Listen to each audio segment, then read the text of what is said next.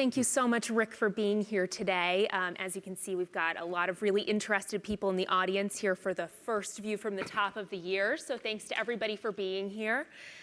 You and I had a chance last week to grab coffee, and I walked away from that conversation feeling really excited about what we were going to talk about here today. I think you've got an incredible story to share about leadership at Yale, which I'm sure everybody's heard of. Then going into your recent transition to Coursera, which is one of the most buzzed about companies in education today. And lastly, your thoughts on leadership generally and advice that you have about lessons you've learned from your career and thoughts you have to share with our student community here. So I'd love to get started by stepping back to 1993 when you were first appointed president of Yale. And in a lot of ways, this was a little bit of a turnaround situation. You had a very significant operating deficit of about $20 million. Seems like a lot at the time. A lot at the time, a lot now. You had strained relationships with the faculty. And I think there were a lot of questions at that time about where Yale was going in the future. So how did you step into that role as president? What were your priorities as you thought about your strategy to address these issues? Well, you know, looking back, it was it's surprising to see that the major initiatives that I laid out in my inaugural address turned out to be the things that occupied me for 20 years. So some of it was not rocket science. Some of it was pretty obvious.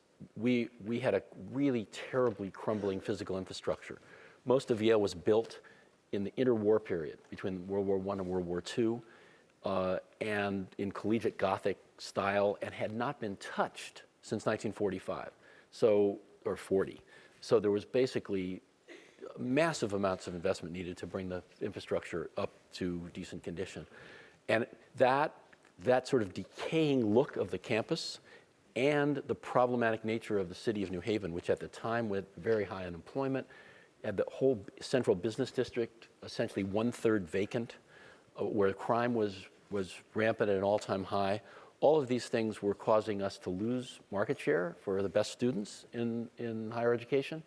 And so Yale was you know, at the edge of the best in the world, but at risk of falling out of that very top tier of universities. And so investment in both infrastructure and the city were just looming large as powerful things that needed to be addressed.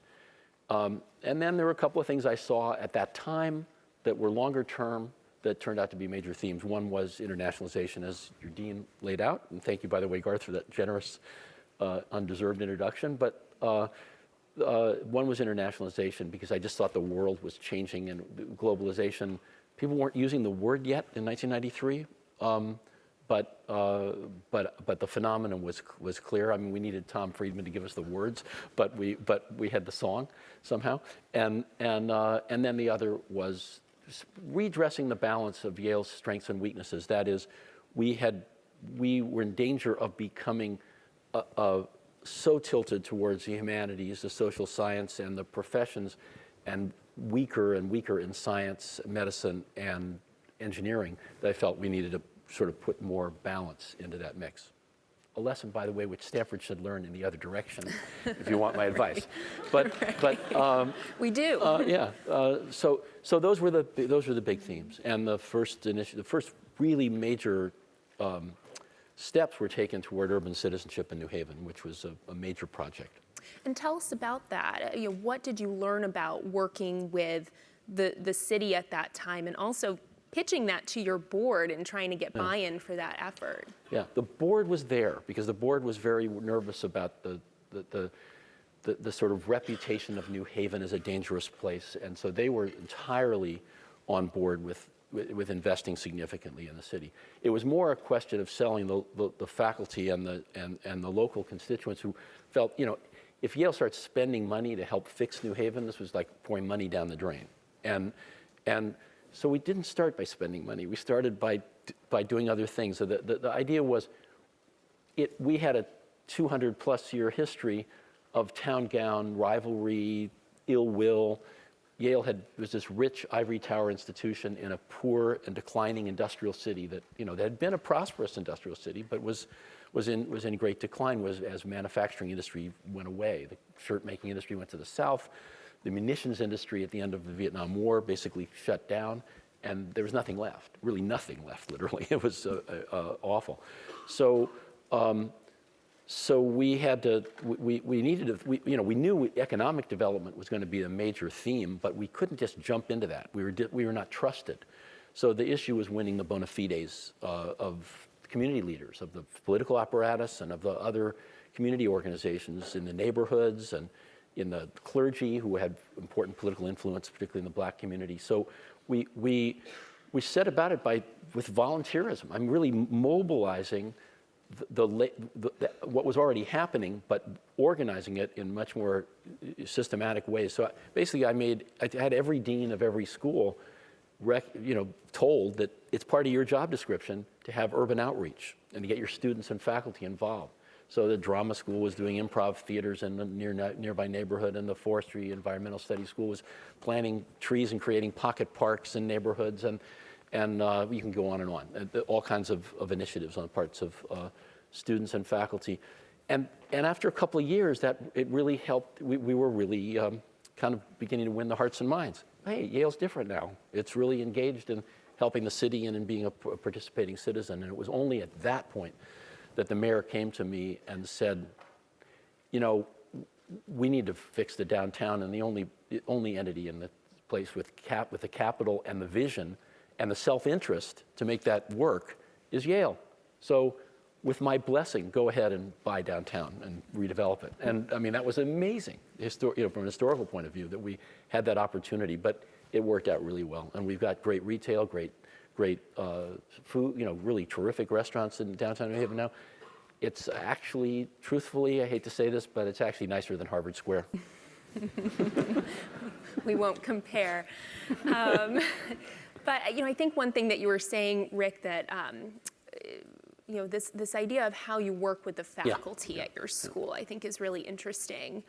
Faculty are generally tenured. You can't fire them. You can't force them to do what you want. So how did you go about creating a vision and getting them to really have a consensus on that?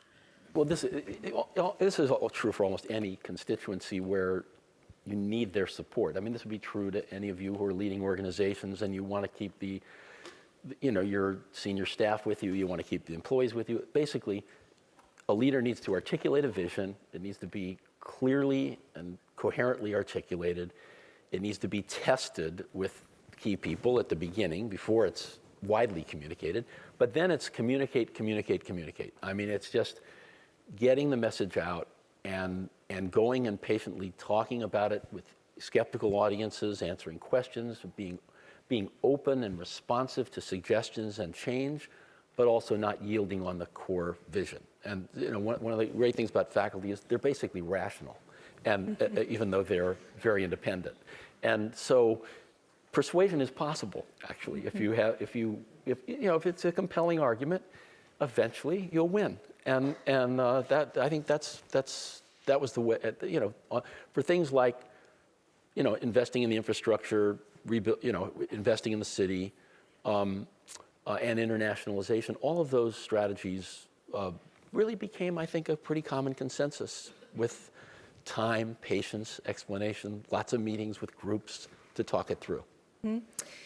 On the topic of internationalization, you did face some pushback on the decision by the university to open a campus in Singapore in partnership with the National University of Singapore. There was a lot of question around whether Yale should be partnering with a country that had some questionable stands on human rights in conflict with the way Yale felt. And so how did you make that decision to really put yourself behind that decision when you knew there was going to be public outcry? Right. Well, so the initiative to start a liberal arts college in Singapore came rather late in my presidency. We started talking about it in spring of 2009, after I'd been in my position for nearly 16 years, and it was the kind of the capstone of a major effort to do a lot of other things globally, lots of exchange programs, research facilities in China, all kinds of other things had preceded this. So the actual internationalization battle for hearts and minds within the university had already been won. what hit the nerve of some of our faculty, and I hate the leaders will always say this, but it was a really small minority of people who were really exercised about this. The majority, as one of my key advisors, one faculty member who I greatly respect, said to me about this before it blew up. He said, the thing is, you've got 15% of the people wildly enthusiastic about this, and 5% are just really upset about it. And the remaining 80% actually don't know or care, or that's totally indifferent. And he said, what you have to avoid is a situation where the 5% somehow get an issue where they can persuade the 80%. Well, that was so prescient because it turned out to be what happened. These faculty members tried to pass a resolution that said, we support full human rights in Singapore. Well, who's going to vote against that? Right? So it was not that they censored our doing it. It was not a vote of no confidence in our doing it. It was very clever. And so we took a few lumps in the press on this. Let me tell you why this is such a great idea, though. Asia is crying out for the kind of pedagogy that focuses on critical thinking. China trains enormous numbers of engineers, and Americans worry, are they going to eat our lunch someday because of this? And they look at us and they say, but all the innovation in the world is coming from the United States. And why? They have a very different method of educating people. They teach people to think for themselves, to be independent, to question the teacher, to speak up in class, to argue. We need more of that. And so the Chinese were kind of begging me to do this, to set up a liberal arts college within China. I thought that was an environment where it just wasn't ready for this kind of really free-ranging intellectual battles and questioning authority. But Singapore, frankly, for all the reputation of it, they're trying to maintain a kind of tenuous hold on what is what is essentially an island, a multicultural island in the middle of a very different ethnic composition on Malaysia and China nearby. Yes, the government's been authoritarian in many ways, and freedoms that we enjoy are not present entirely there. But the universities had always been in Singapore a kind of oasis where the rules are different and where free speech goes on and where academic freedom is practiced. And friends of ours said, look, if you are negotiating an arrangement with the Singaporeans, you can trust them to abide by. They'll be straight. If you write it down in a contract, they'll honor it. And so we wrote a great contract, which essentially protects academic freedom on the campus.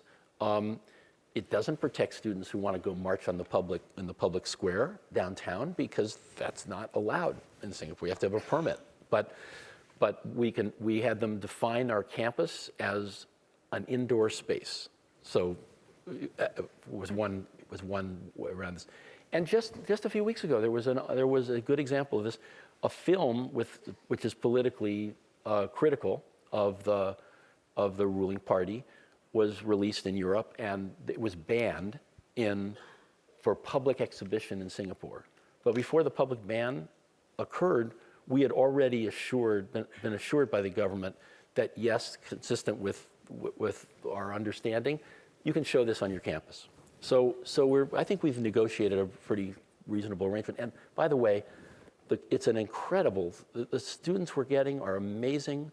The curriculum is a prescribed curriculum that in the first year that compares Eastern and Western intellectual traditions in social thought, in literature. And looks at comparative social institutions. It's really a radically different kind of curriculum, and it's all small classes, all 15 or to 18 students at most, and it's going great. I want to go back to Asia in a little bit once we move into your time at Coursera, because I know that's a big market for you there as well. Right. But after 20 years at Yale, you ended up retiring in 2013. Mm-hmm. That didn't last very long. First course I ever flunked was retirement. Exactly. So I'm curious. You went from Yale, where you had almost $20 billion endowment and 12,000 students, to Coursera, where you have $85 million in venture capital and 9 million users at this point. I don't know 10 million users at this point. So growing exponentially. That's a huge change for you. What made you think Coursera is the next step for me? Well, I didn't think it when I left Yale. As president, I was out here visiting as a visiting professor in economics over at CEPR, and kind of thought I'd construct a life with a portfolio of things to do, like maybe go back and do some teaching, either at Stanford or Yale, or maybe half and half, and that I would be on a couple of boards and do some public service commissions and studies and things like that. So I could see a pretty full life ahead, but then I somehow just ran into the folks at Kleiner Perkins and was convinced, go take a look at this. And I went over and signed on as to be a consultant, essentially, come a week a month in this last spring semester, and I basically got seduced. They basically pitched me on. Actually, we have wonderful co-founders. They're Stanford professors. They're brilliant, imaginative, innovative.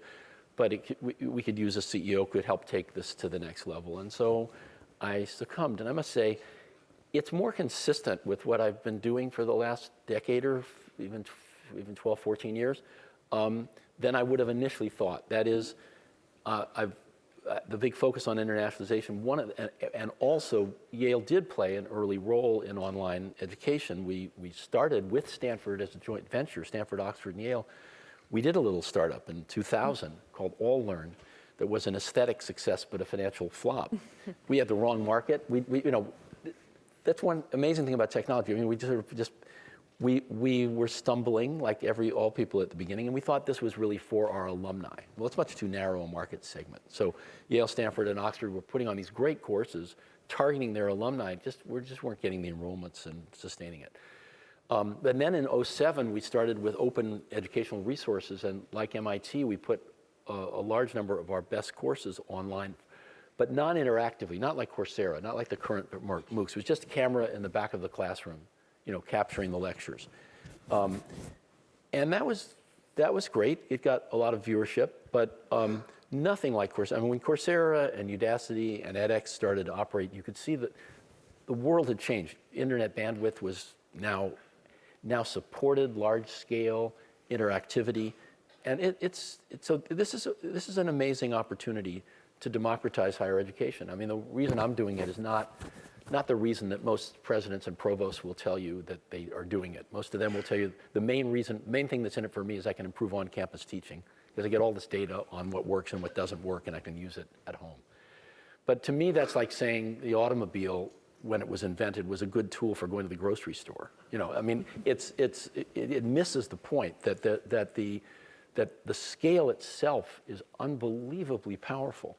And the idea that a single Stanford professor or a single Yale professor would teach one class, for 10 weeks or 8 weeks, and teach more students in that class than they would teach in a 30 or 40-year teaching career at home is amazing. It's taking the resources that we universities invest in, great teachers, developing their careers, becoming masters of a subject, becoming experts, and giving that expertise to the world for free. I mean, it's truly revolutionary, and that's what's exciting about it. And it is very exciting, but how are you thinking about the research, Rick, that shows that the primary users of MOOCs at this point are college-educated white males? That sort of is contradictory to the goal that you have to provide access to millions of users and learners worldwide. So how are you and Coursera thinking about that issue?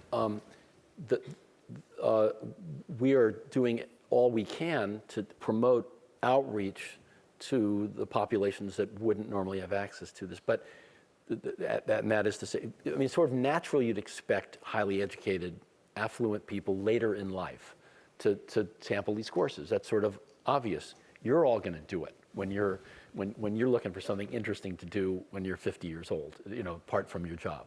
But there's a couple of things. So it's not surprising there's penetration there, but there's an amazing amount of penetration elsewhere. I mean, what does it mean to have a college degree if you're from a developing country with low per capita incomes? It doesn't mean the same thing in terms of what you've been exposed to, as if you've gone to an Ivy League school or a Stanford or a first-rate institution in Europe. I mean, we are giving a lot of value to people, even if they're college educated, in places where what they got in college is nothing like what you all got. So that's one. Two is we are using various tools like creating live learning hubs in US embassies around the world. So where people who don't have the bandwidth can actually come and get access to it and have sort of mentored discussion groups. The State Department's very excited about this as an outreach, as a way of getting to people in Africa and the Middle East, and that's underway. So there, it's going to spread, and also cell phone technology is getting bandwidth is getting better and better in these developing countries, and we're now optimizing for mobile use. I mean, originally 4 months ago we put the lectures only, the videos on mobile applications. And now we realize people are using it. 30% of our viewership of our students are now accessing via their iPads or their tablets or their phones. And so now we're developing, by middle of next year, we'll have completely full interactivity. Everything you can do on a computer, you'll be able to do on the phone. How are you thinking about who your main customer is? Because you've got the universities on the one side that are putting their content up on your platform. Right. You've got the students who are using it. And you also have the business community where you have an opportunity Exactly. to provide support in terms of credentialing. That's right. So how are you thinking about those various strategies? Are you sort of executing on all of those at this point, or do you believe, like Steve Ballmer does, that you need one strategy and you need to do it really well? Well, we couldn't succeed by ignoring all three pieces of that triangle. That is, we obviously need to appeal to, we have to optimize for the learner experience, that it has to be a really attractive presentation of the material. It has to be something people want to re-engage in after they try it. So that's just product design and good pedagogy and using the research from all the data to make the user experience better. We have to please our partners because as this is Coursera specific now, because you wouldn't have to go this way, but our niche in this market is aggregating content from great universities. Many of the other people in the online education space are using faculty they hire freelance, which are largely from industry, not from universities. And for sort of business skills training, that's probably a pretty successful model. That's basically what Udacity is doing. They're focusing narrowly on the tech sector, hiring industry people to teach courses on tech skills. Our niche and our asset is relationships with now 128 universities who are the best in the world. And I think, it makes us different. It makes the average quality of what we do way higher, I think, than any of the competitors. And so we need to keep the partners happy. And then the business community comes in because we need people to recognize, our monetization strategy is basically, the education's free. But if you want verification, verified, you want your identity verified and get certified as having completed the course satisfactorily, that costs $50, basically. We now are discounting the price in some of the developing countries. And to do that, you need business, for that to be something that people want to pay for, when it's also free, you need the business community to recognize some of these courses, about half of our courses are build skills, the other half are general education courses. But at least those half of the courses that the business community says, oh yes, we want people who've taken your data science specialization, or we want people who have studied Android programming on your platform.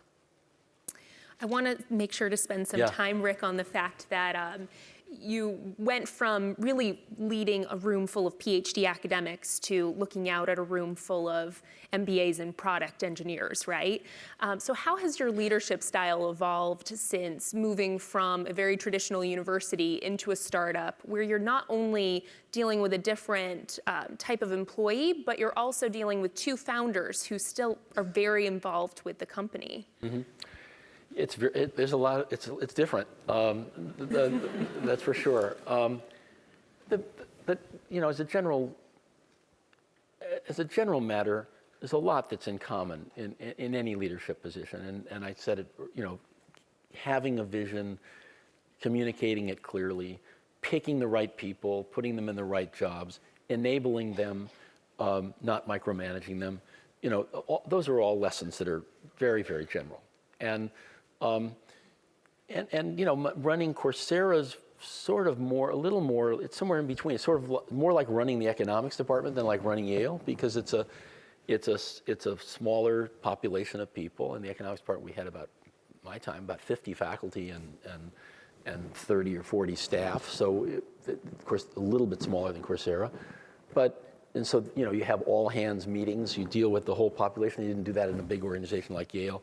So you need to have, the ability to listen and process and organize people, delegate tasks to the right people. All that's the same. What's kind of different is the speed of the required speed of decision making in this internet environment. I mean, we're in a brand new startup business. We're constantly testing and iterating. We have to do our product development rapidly, put something out there, try it, do some testing, improve it. We're just working relentlessly, day and night, to make the product better and better, and build new features, make them work.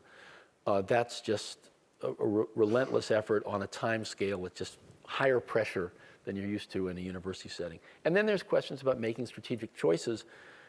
They're coming at you all the time, and just as they are in the university. But in the university, everybody's used to, let's talk about this for 3 months before we decide. I mean, there's not that sense of urgency. You're well-resourced. Basically, the business of daily education and research is going to go on no matter what the president does, and so it's different. But in the small company, in a highly competitive environment where we're charting new ground, you have to be prepared to react more quickly, and actually that means be prepared to make a few mistakes, because you can't get everything right without a lot of deliberation. So you take some risks. That's what makes the world interesting. Can you share any of those risks that you've taken that haven't gone so well? Well, we haven't made any of those bad decisions since I've been there, but there were some made earlier. I even ask. No,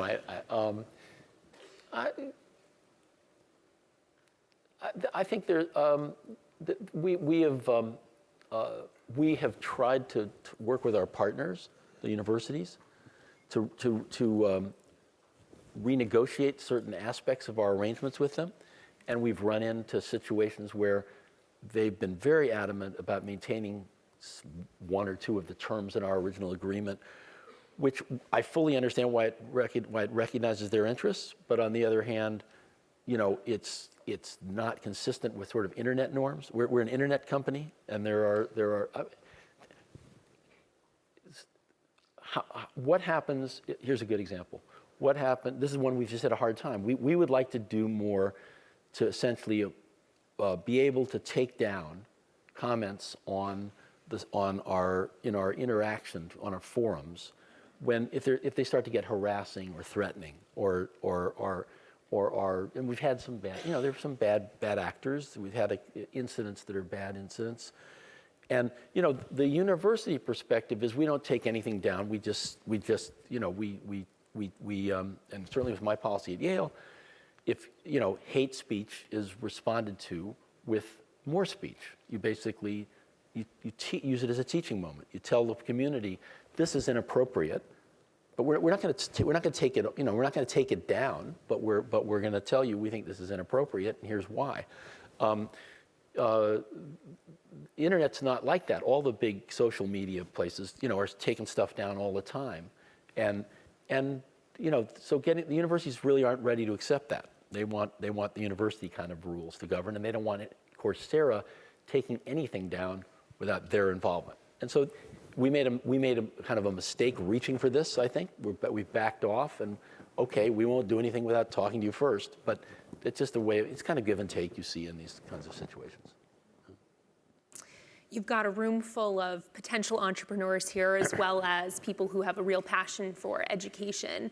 So outside of what Coursera is doing, what do you see as the biggest opportunity for disruption in education today? And what advice would you have for the students here on how to pursue those opportunities? Well, Jimmy, yes, this new technology does have the potential to disrupt higher education, but I think actually the near-term phenomenon, the phenomenon for the next decade, won't be that universities as we know them disappear.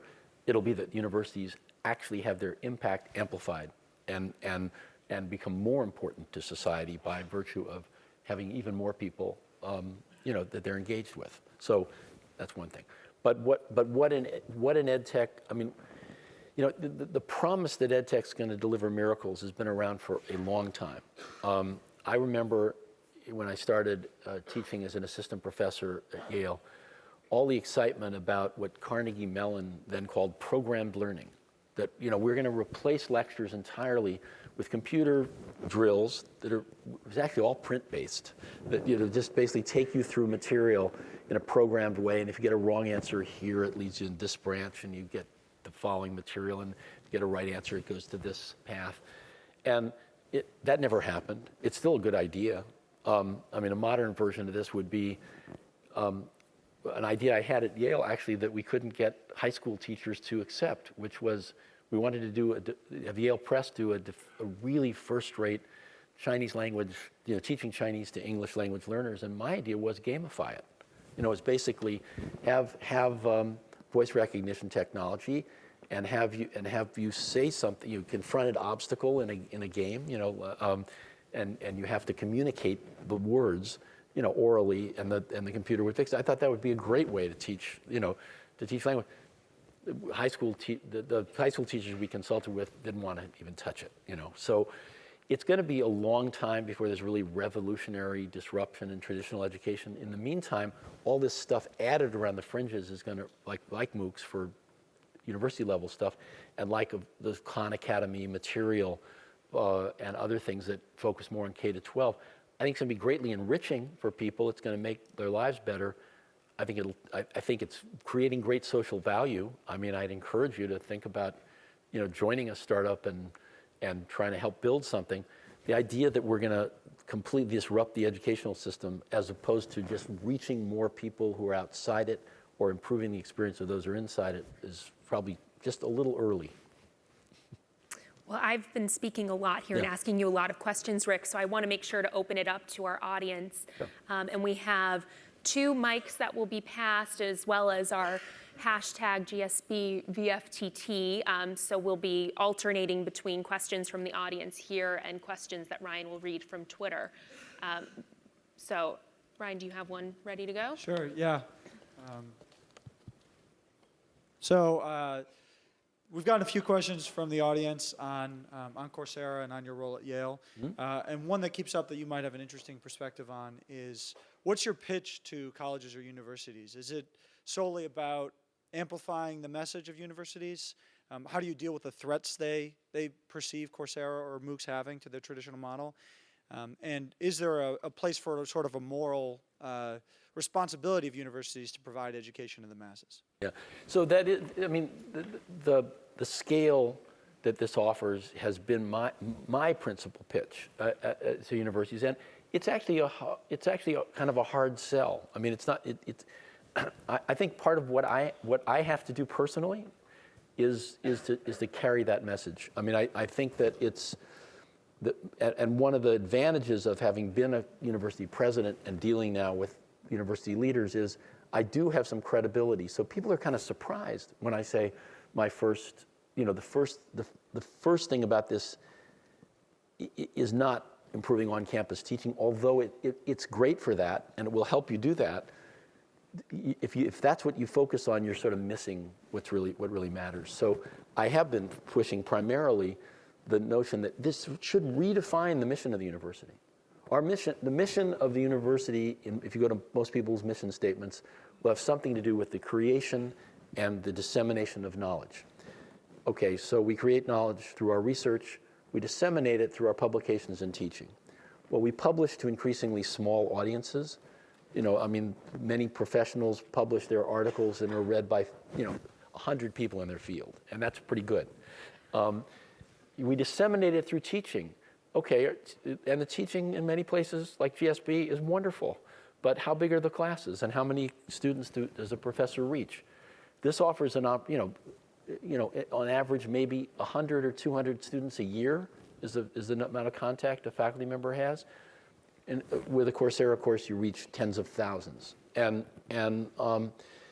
that's revolutionary, I think. And it gives the university a chance to make a difference to, global development, to give economic opportunity to people all over the world, and to give lifelong learning opportunity to those who, don't need the economic advancement, but just are curious, just want to learn more, want to grow.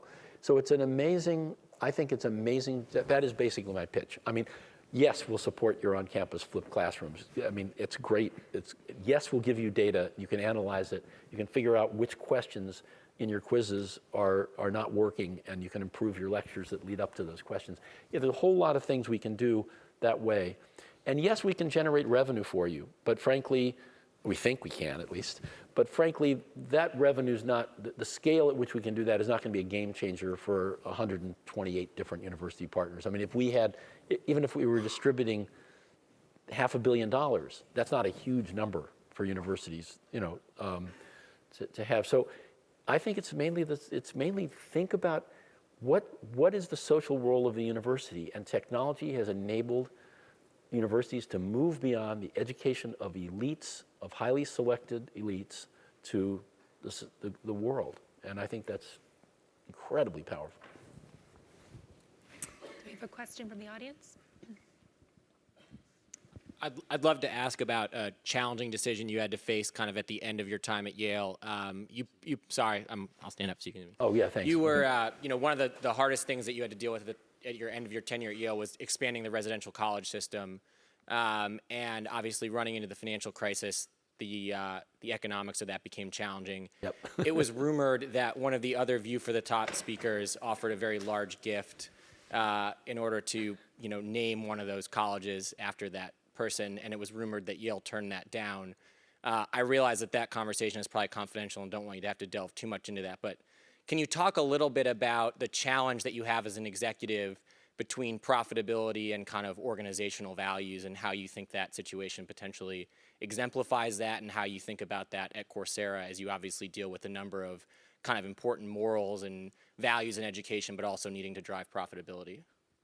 Good question. So,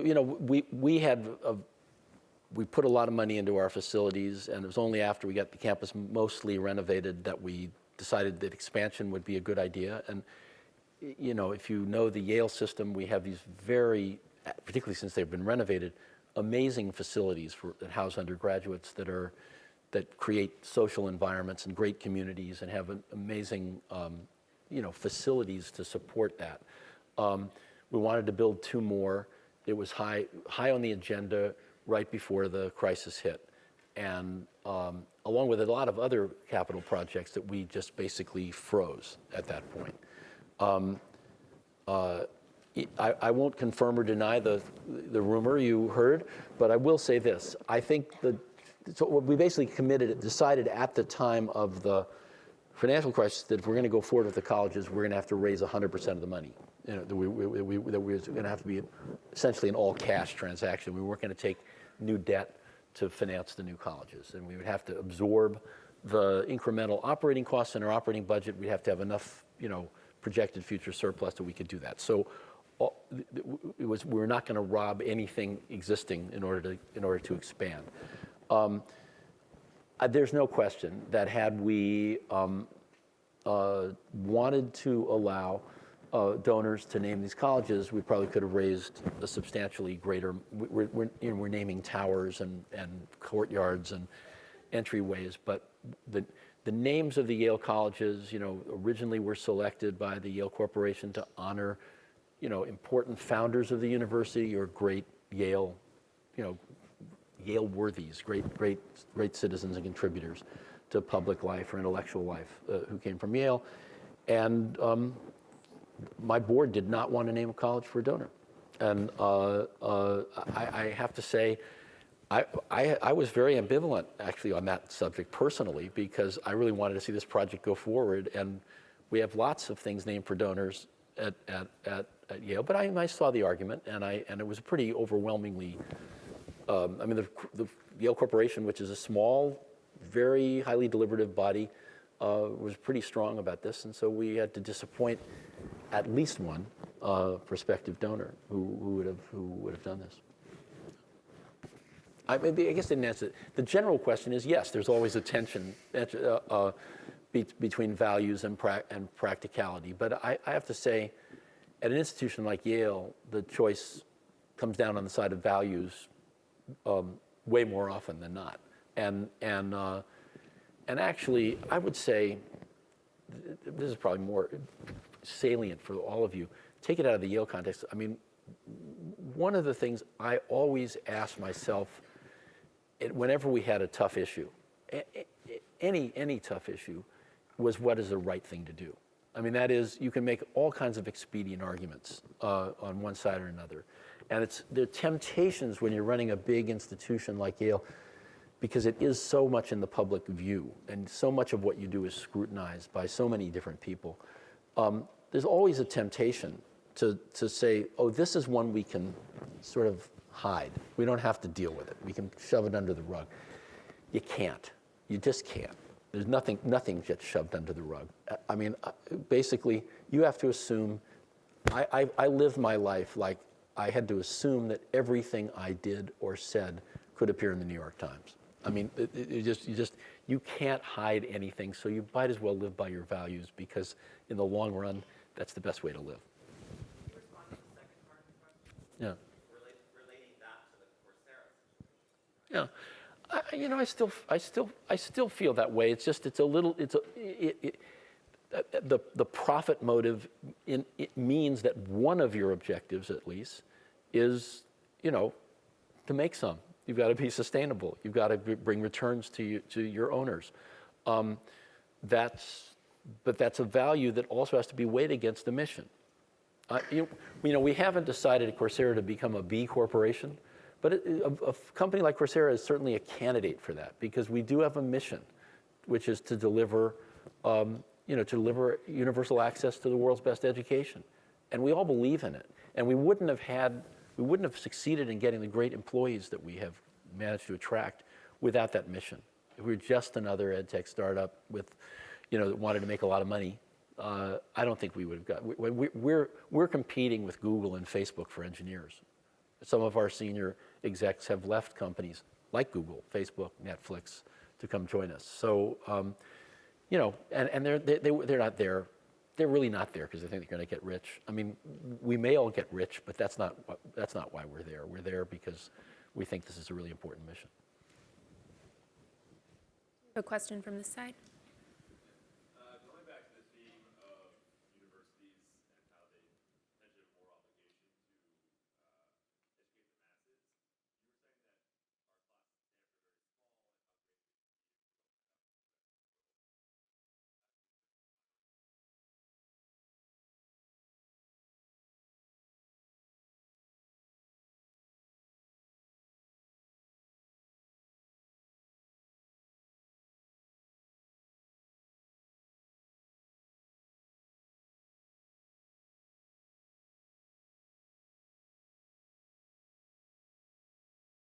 Well, yeah, so let's start with why you should still pay. I paid 2 years of, actually more. My daughter took an engineering degree too. So, and I paid a lot of undergraduate tuitions at Stanford for, 3 times 4. So, and I pay it, and it's still worth it, because what you get in the live experience with such amazing fellow students, and with the live contact with mentors and professors, we're not going to be able to supply that on the internet anytime soon. I mean, what we're making available and democratizing is essentially the content. So if you want to master content, the Coursera is a great tool. If you want to, really do a deep dive into forming relationships that are going to mean something to you for a lifetime, to learn all the soft skills and interpersonal skills and skills of leadership and followership and teamwork that you need in life, there's nothing like these great universities. There's just no experience comparable. This is an immersion experience with a lot of brilliant people who have enormous potential to do great things in the world, and you get to benefit from it. It's worth many times what you pay for it, actually. I don't think GSB is going down anytime soon to the internet. I'm not worried about that. So I think I think the things are. I think it can be reconciled. Now the question does come up: what happened? But what about the experiences that really aren't like this? So what about second tier, third tier institutions that basically aren't residential, don't have communities? People commute in to a community college to take a course and they go home. I mean, could the internet, could a Coursera replace that? I think the answer is yes, it could. It could become a cheaper, more effective way to learn what students having that kind of experience can learn. So yes, it will cause some kind of disruption, and there will be some relocation of students toward just getting credentials online rather than getting degrees. How massive a change it will be, over what time frame, my guess is moderate and over a long time frame rather than a lot and over a short one. Another question from Twitter. Sure. This one's from Gabe Elizondo, and it touches on something you just mentioned a little bit, that the disruption of higher ed is going very slowly, and you've seen that over time. Is the main missing ingredient the student interaction that you just spoke about? And if so, how do you feel about sort of hybrid models like the Minerva Project or other companies that might be trying to combine mass education with those student engagement models? Yeah. Well, Minerva's not a good example. That's ultra small scale. That's not. So that's a different. That's using both online and live methods, but for a very highly selective group. So it's I think different. I think the missing pieces so far are not. It's the network effects of bringing everybody together in one physical location which is both peer-to-peer learning and learning social skills, and it's also critical thinking, because the classroom experience, which could be replicated online, I think, with live video chat, but that would have to be small scale. I mean, I don't think you can have 2,000 students online and do the kind of critical thinking tool development, that sort of the questioning, the forcing you to defend an argument. I mean, that's very personalized, and it works very well in a 15-person seminar, works even better in an Oxford tutorial, but these are not the things that the internet can replicate. So it's a number. It's the whole residential on-campus experience that's a big part of it, and it's the intimate contact with faculty, and it's the highly interactive classroom. All of those are ingredients of what you get that we are not delivering now. I think the technology could deliver some of that, but not all of it.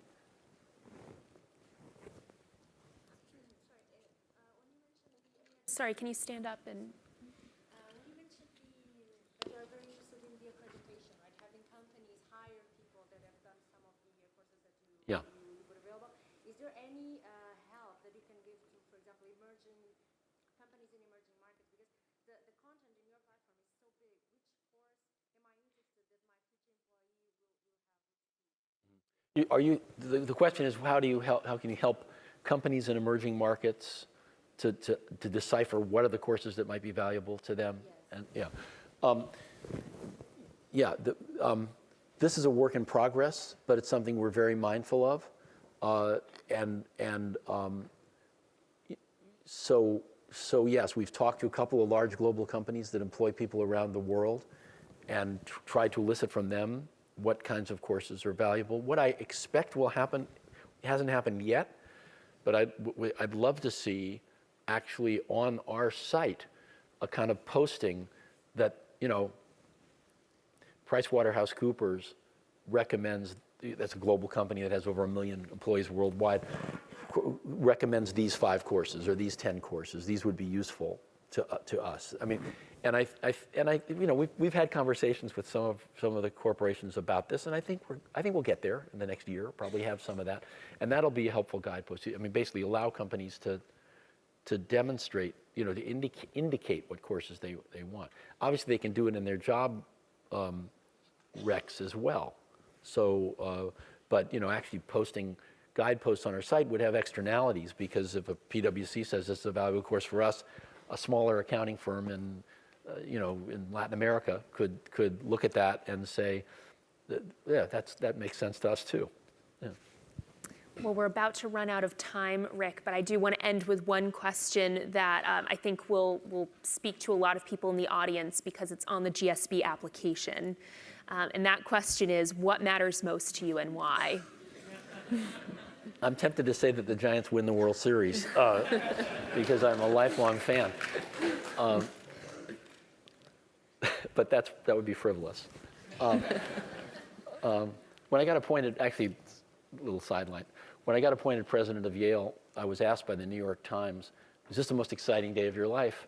And I responded, "No, not as exciting as when the Giants moved to San Francisco. I was 11 years old." My wife almost killed me with that remark.